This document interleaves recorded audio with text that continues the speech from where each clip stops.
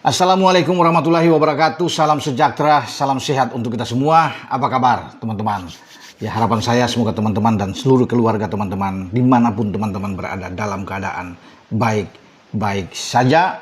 Tetap semangat. Irak menjadi negara terakhir memastikan satu tiket mereka ketika di Monterrey kemarin atau Rabu pagi waktu Indonesia bagian Barat.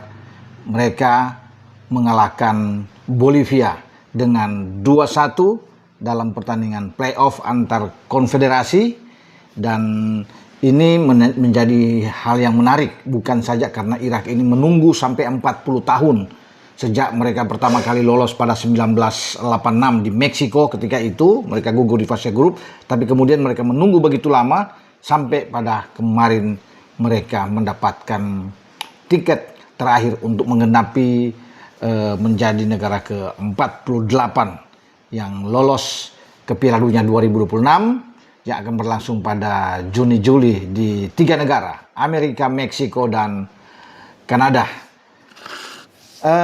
Bagi Irak, ya tentunya mereka tidak menduga bahwa mereka sejauh ini bisa melaju dan akhirnya mendapatkan jatah itu. Karena mereka tidak diunggulkan, lebih diunggulkan adalah Bolivia. Bolivia harus bisa melalui pertandingan dengan Suriname. Kemudian ada Irak, karena Irak juga sebelumnya di fase putaran kelima menyingkirkan Uni Emirat Arab. Dan akhirnya tim asuhan Graham Arnold ini bisa sampai ke Monterrey lewat perjalanan yang tentunya yang panjang, ya, dengan konflik ya, eskalasi di Timur Tengah menyulitkan mereka untuk terbang, tapi akhirnya dengan berbagai upaya keras, Irak mampu terbang ke Meksiko dan menantang Bolivia. 2 gol Irak kita tahu bersama dihasilkan oleh Ali Al-Hamadi dan Ayman Hussein, sang kapten kesebelasan mereka. Ayman dan Hussein ini tidak bermain ketika melawan Indonesia. Dan kalau bicara dengan Irak ini 3 kali lawan Indonesia, ya, sebelum mereka sampai ke Monterrey di putaran Piala Asia, maksudnya di Piala Asia di Qatar mereka menang. Ya, ada 1 gol dari Marcelino memang, tapi sebelum kita kalah dari 3-1, dan 2 pertandingan di putaran kedua ketika masih ditangani oleh STY itu kalah 2 kali, ya, di Piala Dunia. Nah, kemudian yang keempat, jadi artinya secara total ini ada 4 pertemuan. Di putaran keempat ketika STY sudah tidak ada digantikan Patrick Kluivert, ya, itu kita ketemu lagi. Dan kita kalah tipis 1-0. Gol sematawayang Irak ketika itu dibuat oleh Zidane Iqbal. Itu Irak harus menunggu sampai 76 menit untuk menggetarkan gawang Indonesia yang dikawal oleh Martin Pas saat itu. Indonesia memberikan perlawanan sengit, ya. Dan bahkan kita, ya, kalau bisa dikatakan tampil baik melawan Irak. Irak juga agak ketar-ketir juga menghadapi kita. Dan sayang memang kita tidak bisa memanfaatkan itu setelah sebelumnya kita kalah dengan Arab Saudi dengan 3-2 dalam pertarungan yang seru juga. Seandainya kita bisa imbang dengan Arab dan kemudian kita imbang dengan Irak, mungkin kita akan berjalan terus, ya, sampai ke playoff di sini. Dan level kita memang sudah terlihat bahwa kita di level Asia sudah bagus, karena dengan Arab kita kalah tipis, dengan Irak juga Irak susah payah untuk bisa menang sebelum ada gol Zidane Iqbal ketika itu. Dan semua pemain-pemain Irak yang dibawa oleh Graham Arnold menuju ke Monterrey ini untuk berhadapan dengan Bolivia itu sebagian besar bermain melawan Indonesia di putaran keempat. Ya, terlihat sekali ada Ibrahim Bayes, ada Amir Al-Amari, ada Said Taksen, ya, ada Merchas Dos pemain ada di belakang, ya, Muhammad Ali. Memang Ayman Hussein tidak ada waktu itu, tetapi ada Ali Jassim juga bisa bermain. Jadi banyak pemain-pemain yang dibawa oleh Graham Arnold yang ketika melawan Indonesia itu kalau nggak salah 95% ya, yang dibawa untuk berhadapan dengan Bolivia. Dan mereka tampil memang sangat baik dengan 2 gol, ya, yang dibuat oleh Al-Hamadi. Al-Hamadi juga ikut bermain ketika melawan timnas kita, dan dia mencetak gol dalam pertandingan ini di menit-menit awal sebelum ada gol balasan dari pemain Bolivia yang diciptakan oleh Moises Tanigué. Dan akhirnya Ayman Hussein menyambut umpan crossing dari sisi kanan itu dengan cepat sekali untuk menggetarkan gawang Vizcarra, penjaga gawang dari Bolivia.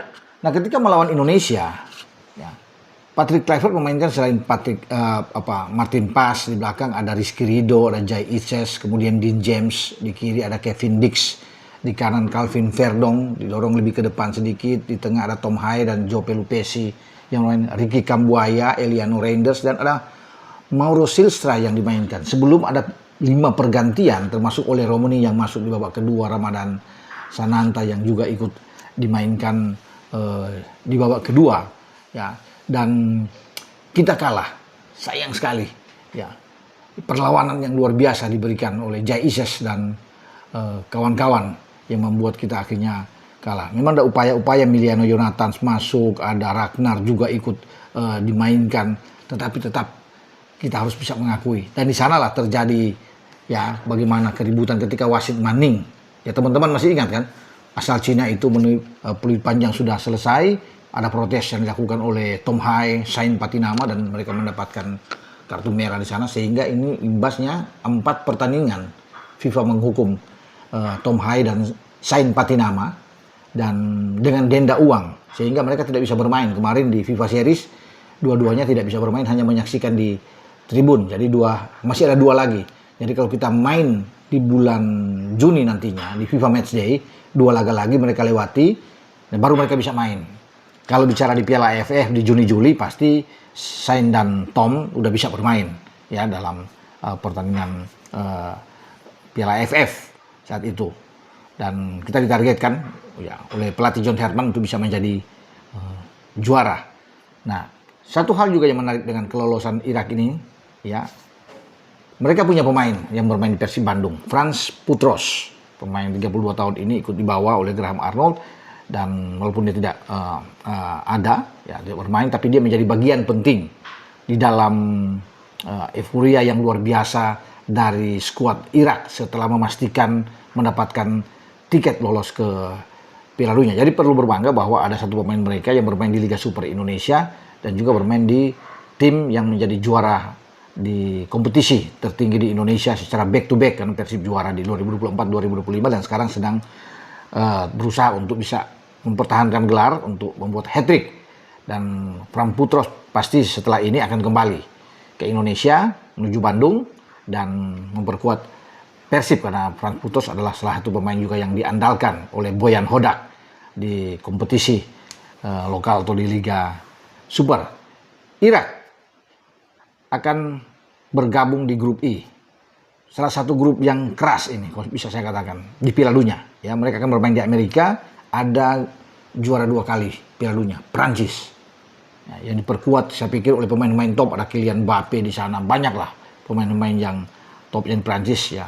Tim asuhan Didier Deschamps ini difavoritkan di grup ini. Tetapi ada Senegal, Sadio Mane dan kawan-kawan, Koulibaly di situ juga menjadi kuda hitam. Di samping ada timnya Erling Haaland, Norwegia. Jadi Irak bergabung dengan Prancis, Senegal, dan Norwegia. Itu makanya saya bilang salah satu grup yang keras, karena Norwegia yang baru lolos ini, itu selain punya Erling Haaland, mereka punya Alexander Charlotte, kemudian ada Martin Odegaard yang bermain di Arsenal. Kalau soal Haaland kan kita tahu di City dia bermain. Jadi ini salah satu tim juga yang bagus, walaupun mereka di pertandingan persahabatan kemarin kalah lawan Belanda, tapi saya pikir Norwegia bisa menjadi sama seperti Senegal, kuda hitam di grup ini dan bisa mengejutkan. Ya, tapi tidak kita boleh mengabaikan kehadiran Irak, walaupun mungkin mereka dianggap underdog, tapi setelah mereka mengalahkan Bolivia, mereka pasti akan termotivasi untuk berbuat yang terbaik di Piala Dunia 2026. Oke, dengan saya Bung Ropan berbicara soal kelolosan Irak. Selamat buat Frans Putros yang ada di dalam skuad Irak. Ya, semoga Irak ini bisa terus memberikan kejutan-kejutan di Piala Dunia. Ciao.